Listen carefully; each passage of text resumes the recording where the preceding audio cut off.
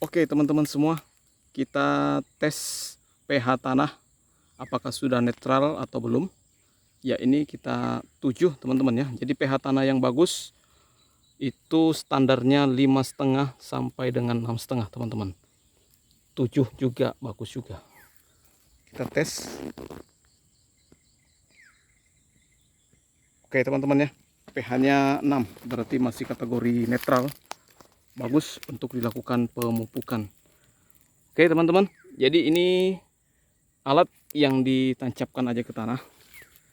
Ya ini 7 ini standar sudah teman-teman ya. Jadi kalau paling minim kita 5,5 sampai 6,5. Kemudian karena ini di medan datar atau berair. Ya, tanah gambut itu standarnya 5,5. 5 bisa lah masih dikategorikan netral, tapi kalau sudah di bawah itu maka kita perlu untuk menaikkan pH-nya lagi teman-teman. Ini alat yang digunakan, alat pengetesnya teman-teman ya. Ya. Oke, sebelumnya bagi yang baru menemukan channel kami bisa dibantu subscribe-nya dulu teman-teman ya. Kita tancapkan aja ke tanah seperti ini. Oke.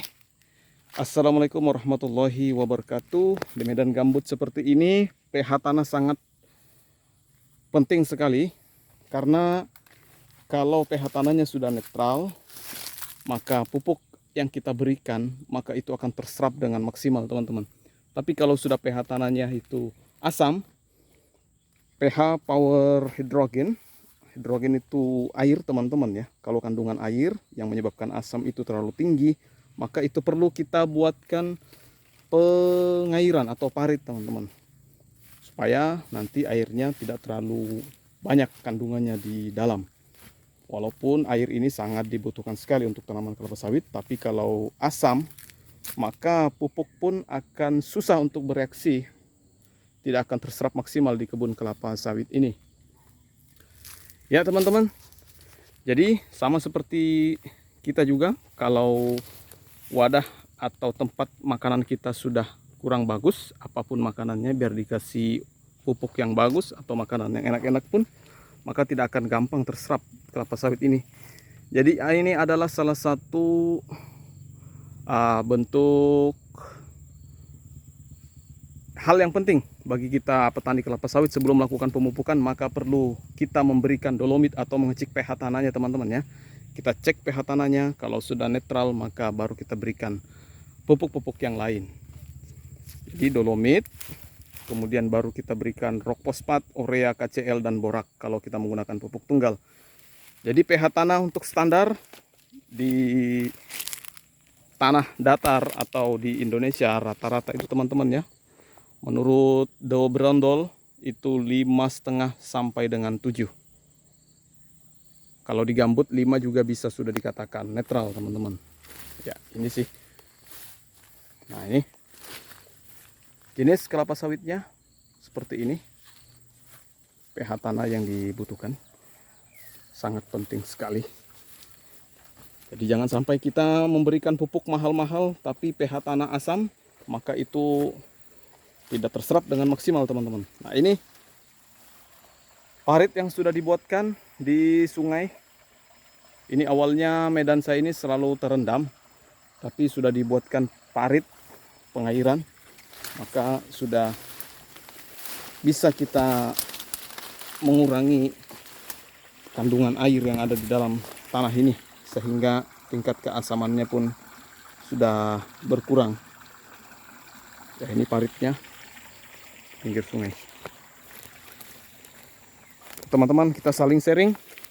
Kalau ada teman-teman semua yang sudah melakukan pengecekan pH bisa sharing bagaimana kita saling berbagi teman-teman.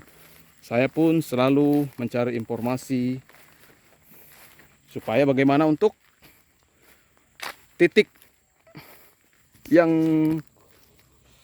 sebagai kita petani, titik akhirnya kita untuk meningkatkan produktivitas kita teman-teman ya. Jadi apapun yang kita lakukan, mulai dari pengecekan pH, pemupukan, tapi ujung-ujung yang kita harapkan adalah memang sebagaimana supaya hasil kita maksimal di kebun kelapa sawit, yaitu supaya nanti tonase-tonasenya bisa naik. Ini untuk di sini memang masih sangat kurang sekali. Jadi makanya saya selalu mencari referensi bagaimana supaya nanti perkebunan kelapa sawit ini kita semakin banyak pengetahuan teman-teman ya, saling berbagi. Banyak channel-channel YouTube yang sudah bagus-bagus, The Brondol, Jenderal Muhayat, Bang Sunjana, itu channel-channel YouTube yang selalu saya ikuti juga dan saya terapkan juga di sini. Walaupun belum sama seperti beliau-beliau, tapi paling tidak kita dapat mengimbangi. Tentunya kalau sudah hasil kita juga bagus, maka kita pun bisa nanti melakukan pemupukan yang maksimal. Tapi kita mulai dari bawah dulu. Mulai dari pH tanahnya dulu kita perbaiki, kemudian pupuk-pupuk dasarnya kita berikan. Hanya dosisnya saja mungkin kalau kita karena faktor dengan keadaan biaya, dosisnya bisa kita kurangi. Yang penting jangan sampai telat teman-teman, itu prinsip saya. Terus terang di kebun ini lama tidak terurus, makanya daunnya kuning. Ini sudah diberikan dolomit dan urea sudah beberapa minggu yang lalu. Rencananya nanti akan kita berikan lagi dengan KCL supaya hasil-hasil di kebun ini bisa maksimal teman-teman. Nah ini kebunnya masih belum saya kategorikan bagus ya, sehat ya. Ini baru tapi lumayan lah, lumayan karena terakhir kami lakukan pemanenan kemarin kita masih mendapatkan 1 ton 300. Ini lahan sebenarnya 2 hektaran lebih, 300 pohon. Hanya saja yang baru diberikan pemupukan, yang baru produksi itu masih kurang lebih 200 pohon. Ini varietasnya Topaz teman-teman ya. Nih, perlu sekali kita sentuh ini, dirawat supaya nanti bisa maksimal. Karena ada pengalaman kemarin, saya habis bertanya juga sama ada paman di situ, paman Pak Ci di situ teman-teman ya. Dia katanya kebunnya 2 hektar pernah tembus 12 ton. Percaya tidak percaya teman-teman, tapi itu kenyataannya. Jadi saya ceritakan ini berbagi pengalaman aja teman-teman. Saya ceritakan kebun saya yang besar, tapi itu memang sawit sudah besar. Paling saya pernah tembus 2 hektar itu paling 5 ton, 5 ton setengah. Jadi bilangnya itu masih jauh. Wah, bagaimana itu Pak Ci ya? Jadi itu tadi salah satu ilmu dari beliau. Saya dipinjami ini alat untuk pengetes pH. Pertama bilangnya kita cek dulu pH-nya, jangan sampai nanti pupuk yang kita berikan itu tidak terserap. Ternyata itu kuncinya salah satu teman-teman ya. pH tanahnya kita netralkan. Kalau sudah pH tanah bagus, tanahnya sudah netral, maka pupuk kita berikan pun akan maksimal diserap.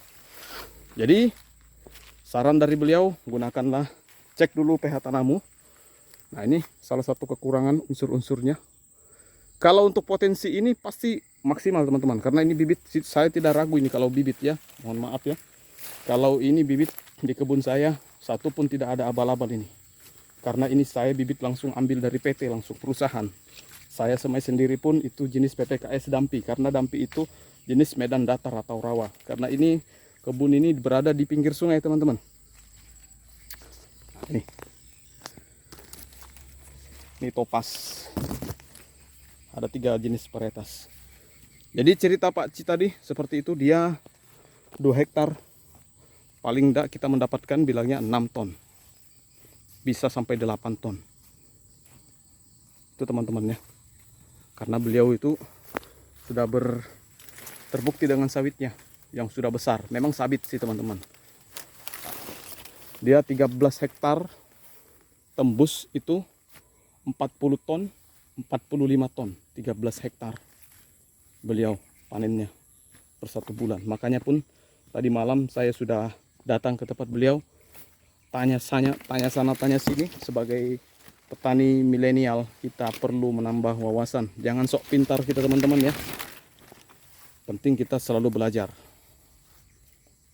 Oke teman-teman, ini dulu kita review kebunnya. Yang penting itu tadi pH tanah kita netralkan dulu.